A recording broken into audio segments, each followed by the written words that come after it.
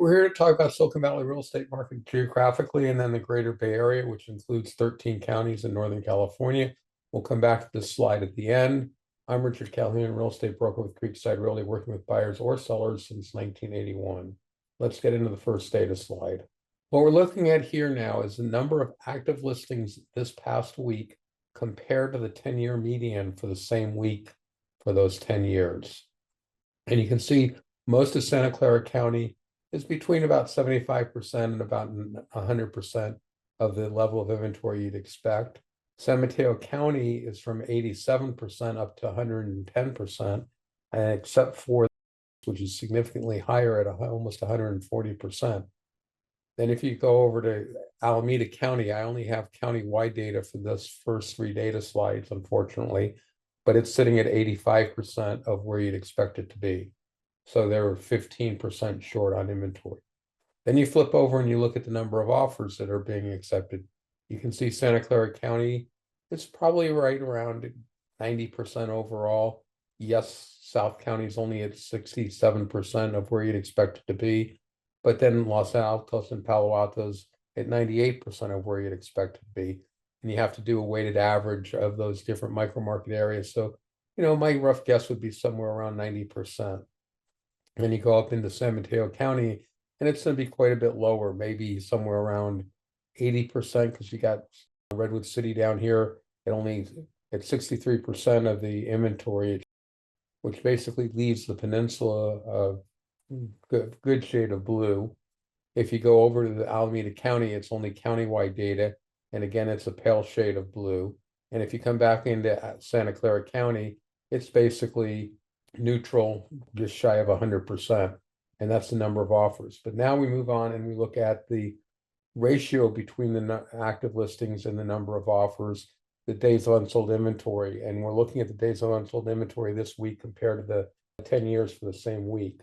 And in Santa Clara County, you can see the hot spot is Saratoga Las Gatos at 70%, followed by Milpitas, North Valley, Berryessa, Santa Teresa, Blossom Valley at 80%. But the rest of the county is pretty much right at 100% and on both sides of 100%. And you go up into San Mateo County, it's probably closer to about 120, maybe 125%, and that's why it's blue in color.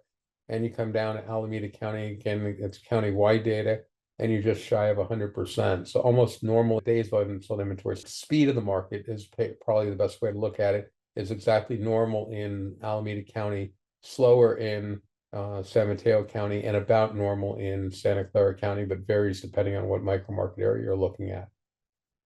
Now we drop the comparison to the 10-year median, and we simply look at what are the days of unsold inventory, the supply-demand ratio, which in a free capitalist society dictates the future pricing of the product. You can see that you have quite a bit of range, but most of the areas are under 6 weeks, 42 days, which I consider to be a red hot seller's marketplace. And then from 6 weeks to 11 weeks is basically what I consider to be a balanced marketplace. And longer than 11 weeks, starting at 78 days, is what I consider to be a seller's marketplace. And the only place that is a seller's is the expensive areas of San Mateo County.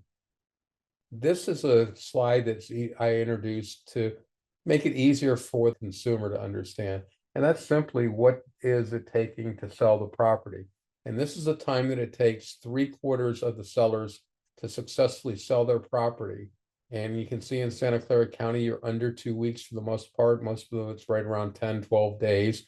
Yeah, you're 14 days in Central San Jose, you're 21 days in South County, 18 days in Menlo Park. The long one over everyone is the San Mateo County coast at almost 50 days to sell. But keep it in mind, that's only 7 weeks. And if you were able to sell your property in 7 weeks in most parts of this country, that would be considered good. And come over into most of San Mateo County, and it's probably just shy of 2 weeks, maybe 12 to 14 days. Alameda County is the bulk of it. Southern Alameda County is right around 10, 11, 12 days. Yes, as you go up into the northern Bay side of Alameda County, the time frames are longer, 17, 28, and 15 days. basically the whole Bay Area is selling their home in basically less than 3 weeks, less than 21 days.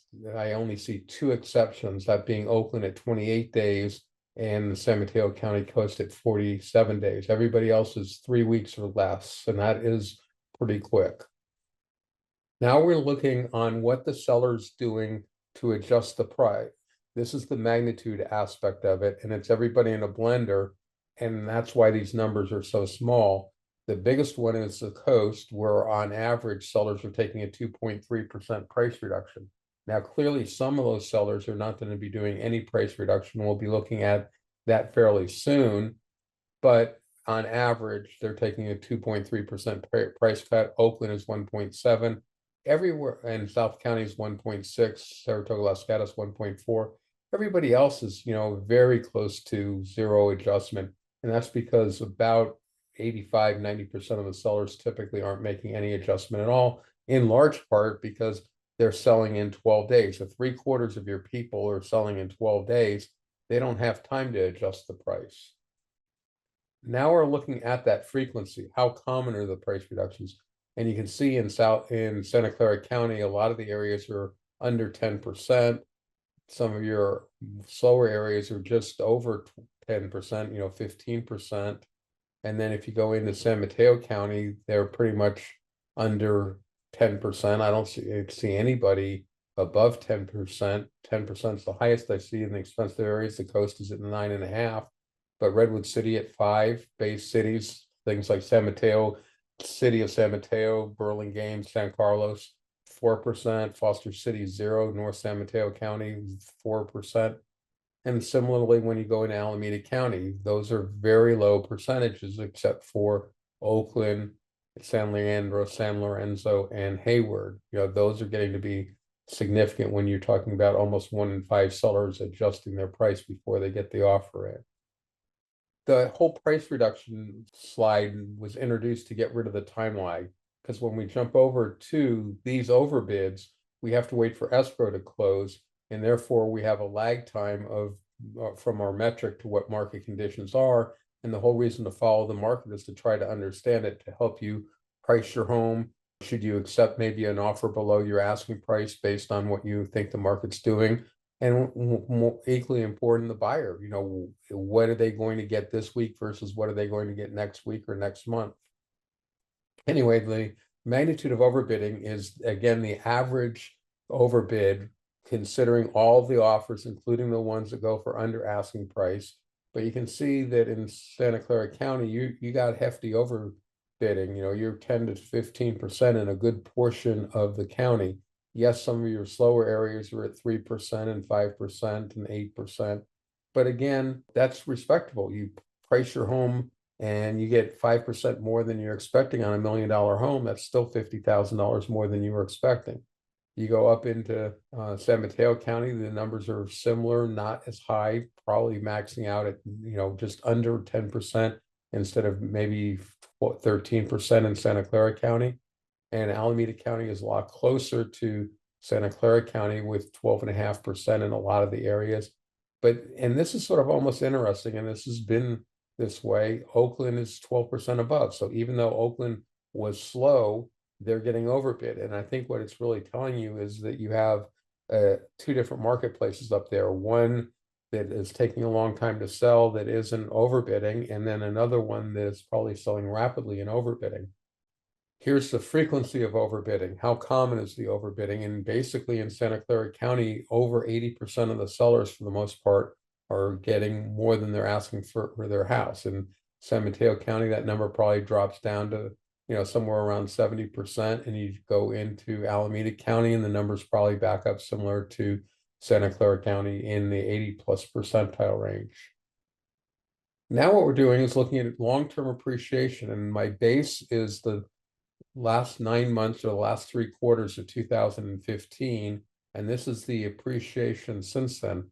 So 91% appreciation in South County, you've almost doubled your money. But you come down here to Milpitas and you've more than doubled your money. You've had 100% appreciation. Alameda County's got two areas like that. You got Pleasanton at 108%, Union City, Newark at 107. And basically right there is Fremont at 99.8%. So in something like 9 years, you've doubled your money. And if you're doubling your money on $1 million in 9 years, that's not a bad rate of return, especially with the $250,000 exclusion. If you have a couple owning a property, that's $500,000 completely tax-free. And you could do that every 2 years, except the appreciation isn't that long. It took, basically 10 years to get the 100% appreciation. But you would actually want to sell when you're at the exclusion level, so you're not paying capital gains. So once you start paying capital gains, you're basically only seeing 60% of that future appreciation instead of 100% if you sold and bought something else. Now we're looking at the median sold price, which is the middle number down this column here. But I also sandwich it by tracking the lowest 10 percentile on the left-hand side and the highest 90% on the right-hand side. This assists buyers in knowing the price range of the different micro market areas. Like if you're on a $1 million budget, you're not going to be looking at Atherton because less than 10% of the homes are even at $3 million. Quickly narrows down what areas you can be looking at. Just even how many opportunities are you going to be? Because if you're at a $1 million budget, you come down here on the median price, the only area that's below that is in San Lorenzo, San Leandro, and Hayward. And so there you could afford 50% of the homes. Most of the areas, it's less than 10%. It's going to be more than 10% in South County, more than 10% in the central San Jose area. But those are the only ones. And then again, in Oakland and right at Berkeley, there's a couple areas right at 10% of the homes. But that just gives you some sort of global expectation of how common it is to potentially find a property that would work for you. And of course, these are single family homes. There's fixer-uppers. There's homes that have a negative of maybe a busy street, maybe up to a school, maybe a townhouse or a condo, although there you have HOA dues. So, you have to weigh the whole package. Here's a summary of what we've been looking at in order of the slides. The first two are not highlighted because they really by themselves don't tell you anything about market conditions. But you can see overall we're slightly less inventory than you'd expect to normal inventory. You can either look at the percentage or the color code. On offers, the offers are down from where you'd expect it to be, or in Santa Clara County, not very close, but getting close to where you'd expect them to be. And then the speed of the market, which is the ratio. This is yellow in color on the highlight. And the reason it's yellow in highlight is because it's telling you current market conditions. There's not really a lag time on it. And you can see that San Mateo County is clearly a slower market. Santa Clara County is pretty normal, with a couple areas being pink, which would be a hot market or a fast-paced market. And Alameda County is basically right at 100%. So it's the normal speed you'd expect. Then you look at the DUI now, just what is it now without comparing it. And here's where that 6-week comes in, and you can see that most of the area is moving quickly. One of the things to keep in mind, and what these last two columns are telling you, is the market has been moving fast for the last 10 years because we're a fast-paced marketplace right now, but that's normal. You have to keep that in mind, and that's sort of the reason for that. Then your absolute, how long is it taking to sell the property? How much are sellers reducing their asking price? How common are those price reductions? So when the numbers are low, it's going to be favoring the seller or a hot marketplace. Now we changed our orange highlights, and that's because this requires the sold price. And unfortunately, the industry in about 1990 changed from not disclosing sale price. And so now you have to wait for escrows to close. It would be very useful to know what the recent sale prices are without needing to have them to close. But people felt that was unfair to the seller to disclose what was deemed confidential information in case the escrow fell apart. My view is what you accept one day has no bearing on what you'd accept on another day. So I think we did ourselves a disservice, but we've done it. We can't not to undo it anytime soon. So these are orange in color because there's a 5-week lag time. And then we have the appreciations, with the slow areas being in San Mateo, the expensive areas, or the more appreciation being in Santa Clara and Alameda County. Then you have the price range that we talked about just a few seconds ago. And then finally, the payment the PITI payment, assuming an 80% loan, is in here for the different micro markets if you want to look at a monthly payment obligation. Since you've made it this far, you've obviously liked my video. I'd appreciate it if you would this week hit the like button. I'm trying to see if I can't pick up a few more subscribers. So now we're leaving micro market areas and looking at Silicon Valley as a whole. So all 20 micro market areas in a blender, blended up. What's the market doing? And we come down and we look at inventory, and inventory has been climbing relative to where it normally is, but you can see we're somewhere around 83% of the inventory. So we're missing somewhere around 17% of the inventory. Now we flip over and look at the offers. They're right at 20%.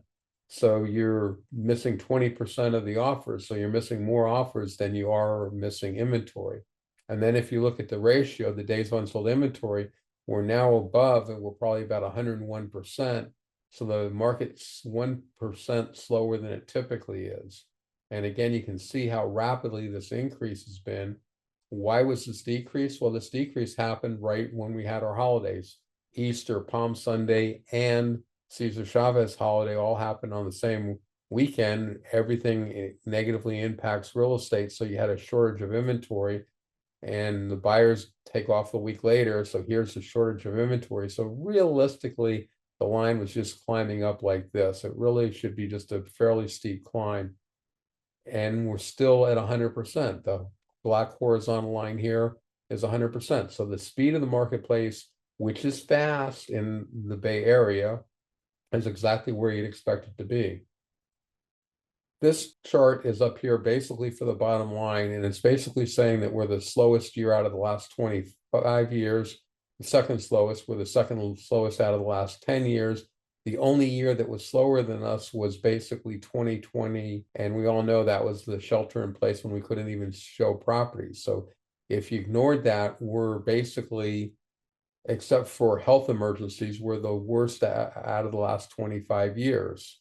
That, to me, is still significant, even though really nobody's talking about it. There's a lack of inventory that matches the lack of offers, but it concerns me that there isn't a more activity.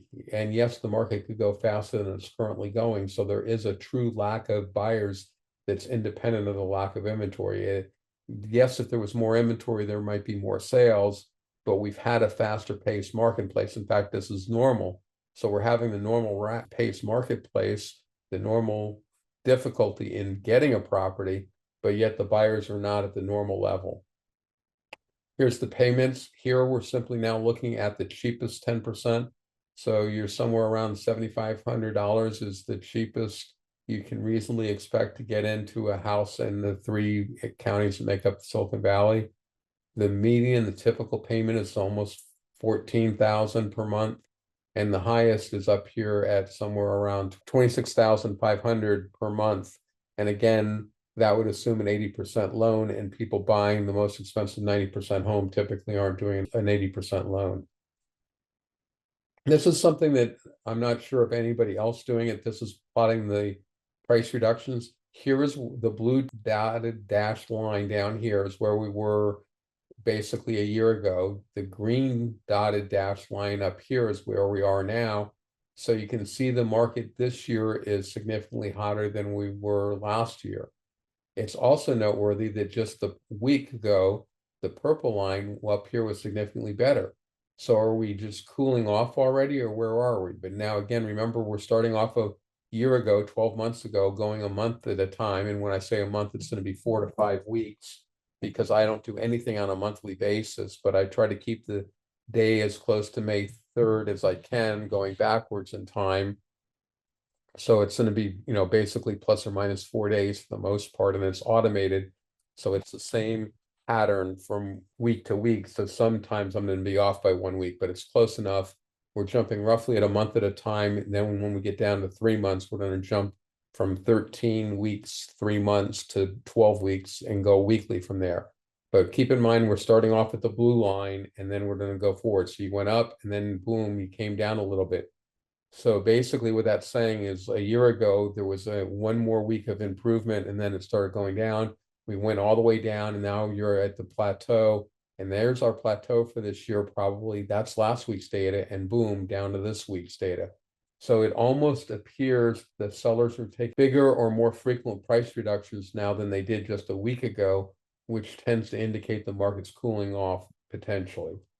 It could be simply sellers were used to the run up that we typically have, basically the second through the fourth month of the year. And so they were reaching for price, expecting that to keep going, and it doesn't. It levels off basically the month of May. Month of May is when we typically have the most activity. So the market's performing exactly where you normally would expect it to be for this time of the year.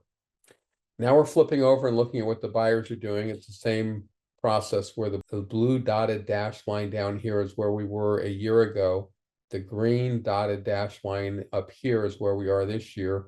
Clearly an improvement this year, being better, more overbidding than a year ago. And now again, here's where we introduce the 5-week delay. So this data is from 5 weeks ago, and that's why the green line and the purple line are right on top of one another. It would be, another 4 weeks from now where we might expect that green line to be below the purple line. And we'll step through. So now you can see you're basically at the plateau, even in sold data. Now you're going down. Now you're coming back up. That continue to go up. Right about there, sort of the top plateau, and the purple and the green line, and even the week before that are very close together. So you have 3 weeks that have been very similar, and that was 5 weeks ago. So basically 8, 7, and 6 weeks ago, the amount of overbidding was sort of probably at the peak for the year. Here's looking at the inventory. And here what we're doing now is looking at where the market is typically. And the red line is low inventory, because low inventory favors the seller, less competition. The gray line in the middle is where you'd expect the market to be. So there's less inventory than you'd expect. And the blue line is the most inventory you'd expect based on the past 10 years. So what this allows you to do is you look at the annual cycle, because you can see we start off the year with very little inventory. We grow to a peak right around July 15th, July 19th is sort of what I have it pegged at typically. And then you go back down again. And the downward trend is a little more steep than the upward trend, because you're doing, if it's July 19th, you're doing it in 2-3 weeks less than half a year. And the climb up is 2-3 weeks longer than a half a year. So roughly the same speed up and down, but a little bit slower up and a little bit more fast coming down. You can see it really trails off basically somewhere starting around November 1st. And that's because of the end of the year holidays. So, and you can see look at the steepness of the dive down versus the steepness of the climb up. And this is where you really make up the difference. The other thing that's a little unusual that I feel I have to point out is starting in January 1st of 2023, I expand out the x-axis so that you can see the orientation. The compact stuff before January 1st, 2023 allows you to see the annual trends for 10 years. And then by blowing out the x-axis for the last 18 months, you're able to see what's happening in the current time frame. Here's looking at that things now. We basically take that gray line and we stretch it out, and we look at where we are compared to normal. So our inventory now is down here around 83% of where you'd expect it to be. You'd expect it to be up here on the horizontal line if we had the normal amount of inventory. With the shortage of inventory, we're down here at about 83%. Here, slipping over and looking at the number of offers, same concept, but now a low number of offers favors the buyer, which is why the lowest line is blue. A large number of offers, it favors the seller in red. Gray is where you'd expect it to be. Purple is where you actually are. So you can see that you have way less offers than you would expect. Now, on a percentage basis, it looks like it's about 81%. I think the other slide, the previous was like 83. So you have a little bit more inventory than you do offers. So a slightly slower marketplace than you'd normally expect. When you look at it here, you're right on top of the gray line. If I really knew, I would just call it normal. No doubt about it. I wouldn't call it. But having looked at the data preparing, I know that it's going to be a little bit higher. And here you can see that The gray line's your 100%, your purple line is above that. It's about 101%. So we're 1% slower right now. I mean, that's dead on. You're not going to notice the difference of 1%. So the speed of the marketplace, as far as a buyer or seller is concerned, is basically right where you'd expect it to be for this time of the year. Yes, the market slowed down fairly rapidly here, but again, remember the holiday, the Easter and Martin Luther King's birthday caused this dip down. The dip down is bigger because Easter is bigger than Martin Luther King. Easter moves around, so on a 10-year basis, its impact gets washed out of the data a little bit. So when you're looking at it, the impact is a lot more severe. So the line was basically just coming up from like that. It was probably a more realistic way of looking at how the market's behaving. Here we're looking at the time to market, the 75th percentile, and you can start seeing the step function. And this is one of the reasons I went to the 75th percentile instead of the median, is to try to minimize the step function. Because when you're on the flat part from last week to this week, you can't tell if the market was improving or getting worse because it just didn't show in the data. When you look at the typical, you would expect it to still be trending downwards, but we're also basically at the flat part. So now I'm going to be able to expect this to be horizontal, and I'm really not going to be able to see small changes in the marketplace. And that's already looking at the 75th percentile. I would have had to increase that to about the 80 or 85th percentile to get rid of those step functions. And I felt a little bit of pressure to keep with quadrants, which are at least normal in statistical analyses.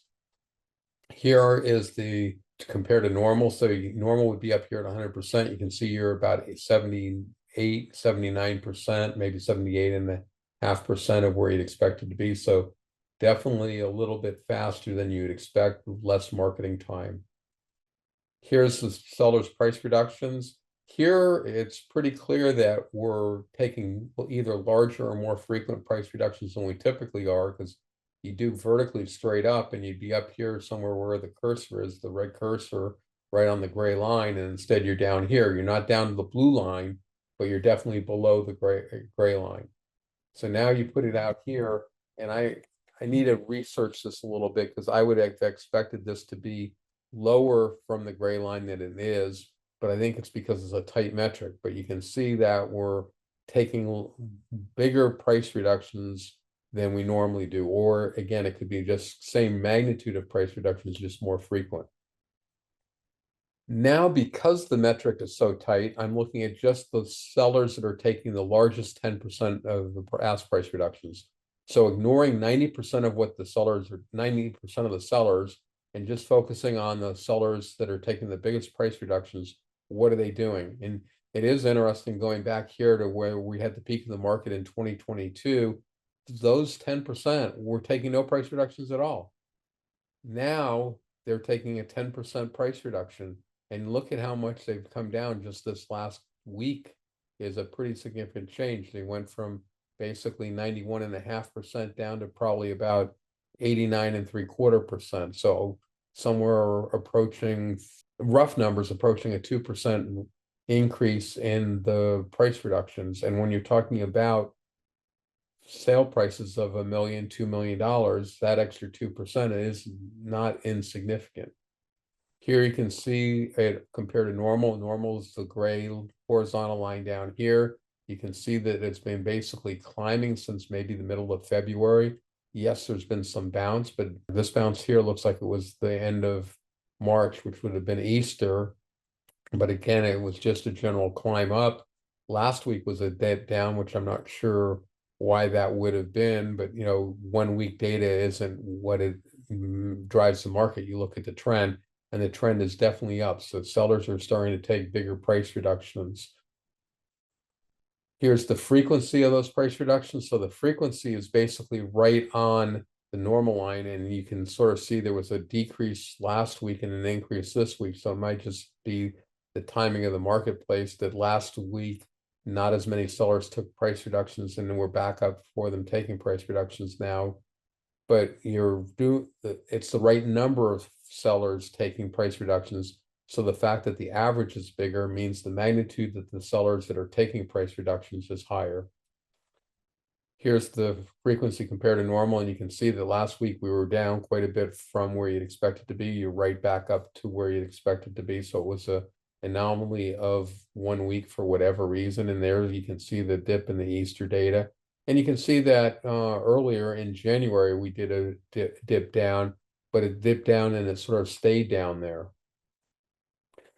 Here's the overbidding. So now this is the buyers coming in and how desperate are the buyers, how much are they willing to overbid in order to get a property. And you can see they're up here about 10% over the seller's asking price. And this is all 3 counties, quite a bit above where you'd expect it to be, but the same trend. If you look at it carefully, we went up fairly steeply, but it sort of looks like it's rolling over. And when you look at what it typically does, it typically flattens out. So I would expect this to stay at 10% now for a couple more weeks, and by a couple more weeks, I'm probably talking closer to 10 more weeks. And then I would expect it to drift down just like the gray line does.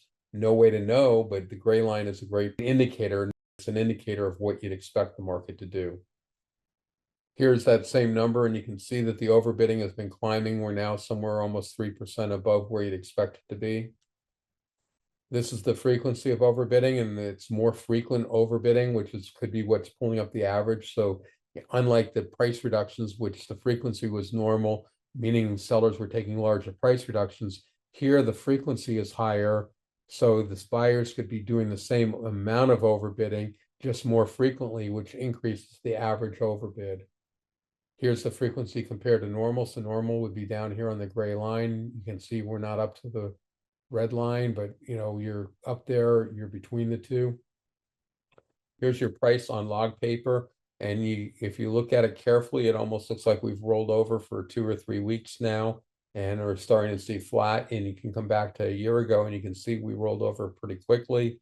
We basically recovered the dive down at the end of the year, which is more the type of properties and the geographical location of the properties selling versus the actual property values. Now we're looking at the 3 counties that make up Silicon Valley: Santa Clara County in the blue, Alameda County in the gray, and San Mateo County in the orange. This is normal inventory. If you look at it, San Mateo County's basically got about the right amount of inventory, but Silicon Valley and Alameda County both have less inventory than you'd expect. Offers accepted: San Mateo has less offers than you'd expect. It's hard to say exactly what number you'd expect. You have to come back here and read it, but it'd be up here north of 500, and instead we're south of 400. Santa Clara County is probably the closest to normal because it's probably about 1,025 units, and basically we're about where the peak is of each year. So you should be up here around just shy of 1,400. So it's missing about 350 transactions, and Alameda County is the same level historically as Santa Clara, and it's lacking by almost about 175, 150 offers. So it's doing less well than Santa Clara. Here's the speed of the market. Santa Clara County is doing the fastest, Alameda County second, and the slowest is San Mateo County. But that's still under 40 days to sell your entire inventory, which is pretty good. Here's time on the market. Now it's interesting, the order has flipped between San Mateo County and Alameda County. So even though the time to sell the entire marketplace was faster in Alameda County, the time to sell 3/4 of the marketplace is faster in San Mateo County. Santa Clara is the fastest at basically right at 12 days. And you can sort of see the step function that comes in a little bit, even though I'm looking at the 75th percentile. Here's the magnitude of price reductions. Alameda County is doing the most price reductions, followed by San Mateo, and then Santa Clara County is doing the least. Again, this is a tight metric where when you're looking at the average, you're basically looking at 0.5% price reductions.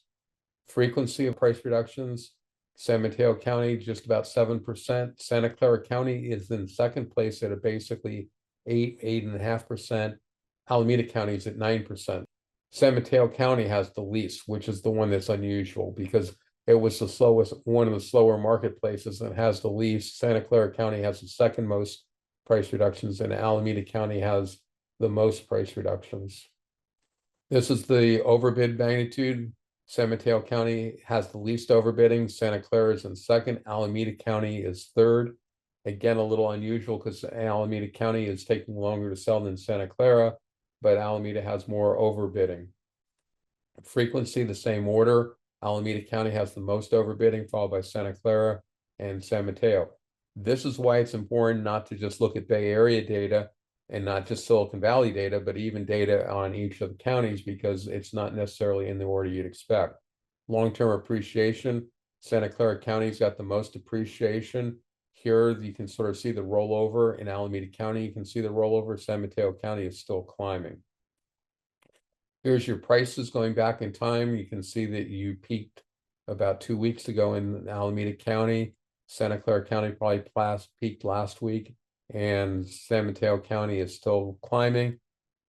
San Mateo County is upside down a little bit right here. Santa Clara County is above its previous peak, and Alameda County's got a little bit of a upside down period. Same information on regular paper. Previous was on log. Here's the estimated payments. San Mateo County has the highest, Santa Clara next, and Alameda is the most affordable. Here's the numbers by each of the 3 counties or Silicon Valley as a whole. You can pick whatever number you're looking for, whatever data point, and you actually get the raw data. We're leaving Silicon Valley and going into the greater Bay Area, which is 13 counties and 5 regions.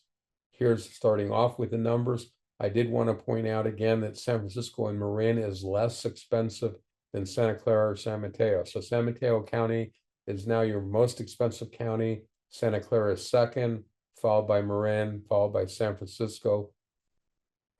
Here's your inventory. You can see inventory across all of the areas is down. Inventory in the North Bay is climbing the most. It should be right the same as Central Valley, but Central Valley is probably the most lack of inventory because it's right at the same as Silicon Valley, where you'd expect it to be more.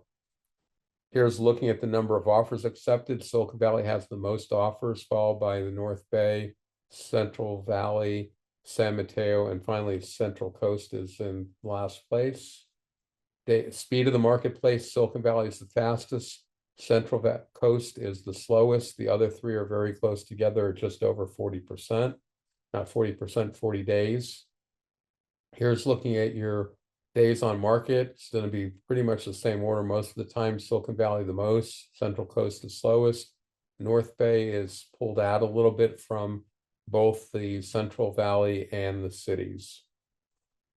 Gas price reductions, this is the magnitudes.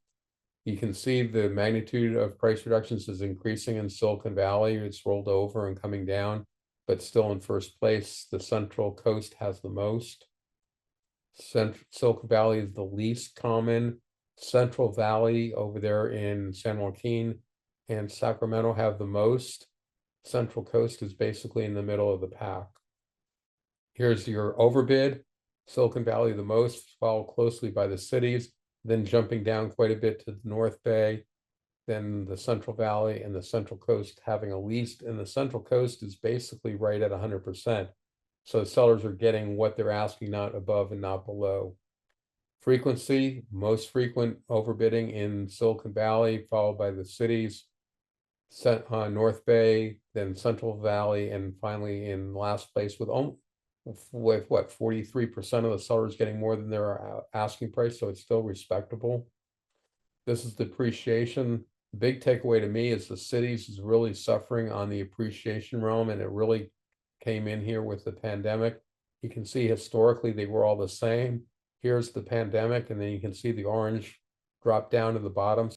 Once commuting became less important, an area like the cities that relied on the large skyscrapers to be filled with people to buy, it dropped in value. So it's got 50% appreciation since 2015, where you come into Silicon Valley and you have more than 100% appreciation. Look at the rapid run up in Central Coast, but if you look at it, Central Coast is a lot more fluctuating than normal. It's because I think for 2 reasons, it's a smaller number of units, and also I think the weather and the beach homes selling impact. Here we're looking at the sold price. Cities, San Francisco and Marin is slightly more expensive than Silicon Valley, followed by the Central Coast, North Bay, and the most affordable area is the Central Valley. Here's the payments. They're going to be in the same order because it's all the same monthly formula, assuming 80% loan using national average. We've been talking about week number 18 here in Silicon Valley geographically, then the Greater Bay Area. The blue YouTube link gets you to the archives, or you can type in the green URL, which gets you the same location, just less typing. I call the green my root URL. That, if you add in 2024, gets you the live presentation Saturday morning at 9 a.m.